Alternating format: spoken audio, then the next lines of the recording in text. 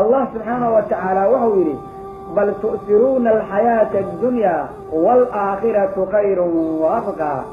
waxaad doorateen nolosha adduunyada xayaatada adduunyada ee danii'ada ah oo liidata oo aan qiimaha lahayn ayaad doorateen aakhiro ayaa khayr badan ayada ayaa baaqi ahaansho badan meel loo shaqaysta ayadaa ah rabbi ka cabsada oo aakhirada doorta waa nolol lagu baaqi ahaanayo waa nolol loo aayayo waa meel aan laga soo laabanayn waa meel qof walbaa tegayo waa meel qofkii xiriiri kula kulma uusan xiriiriga ka baxayn waa meel qofkii raaxo kula kulma aan raaxada laga saarayn ayada doorta u shaqaysta adduunkana ka taga adduunku waa daar aan qiimo lahayn sidaas ayuu rabbi yidhi subxaanahu wa tacaala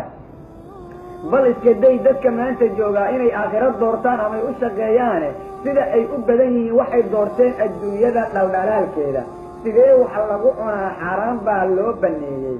sidee baa shilin lagu helaa dad islaama ayaa loo dhibay loona jiray xayaatada adduunyada in la gartana dadka waxaad ku dareemaysaa waxay saacad walba u taagan yihiin qabyaaladda waxay saacad walba u taagan yihiin see shilin lagu helaa waxay saacad walba u taagan yihiin waxa carada rabbi lagu gaarayo bani aadamkana lagu raalli garaynayo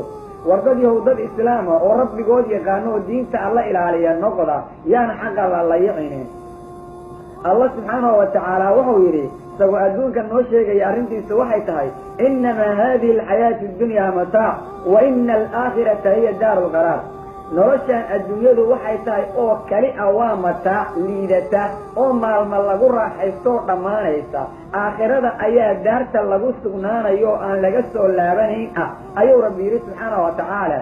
suuratu kaafir ayuu rabbi sidaa ku yidhi nolosha adduunyadu waa mataac iyo maalmo raaxo yar oo la joogo nolosha runta ah iyo daarta aan laga soo laabanayne loo aayayo waa daarta la yidhaha daarta aakhirada waa daarulqaraar